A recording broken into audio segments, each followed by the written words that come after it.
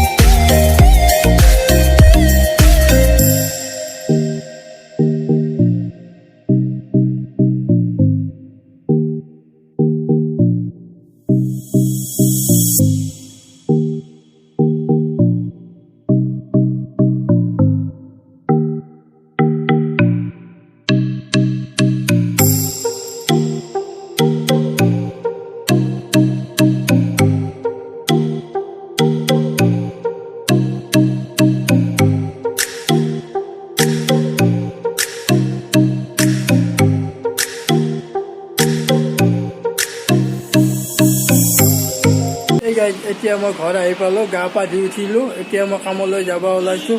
এতিয়া মই গাড়ী ছাৰ্ভিচিং কৰা ভিডিঅ'টো দেখাব নোৱাৰিলোঁ, হঠাৎ মই গাড়ীখন থৈ আহিবলগীয়া হ'ল। অলপ দেৰি হ'ব, তাৰপিছত ৰাতি গধূলি মানে মই লৈ আহিম। এতিয়া মানে ডিউটি আছে, মোৰ ডিউটিত যাবলগীয়া হ'ল, তাড়াতাড়ি গা পা ধুই আহিলোঁ। এতিয়া যদি ভিডিঅ'টো চাই কেনে পালে ভাল লাগিলে লাইক, কমেণ্ট, শ্বেয়াৰ, ছাবস্ক্ৰাইব কৰি দিব। Bye bye.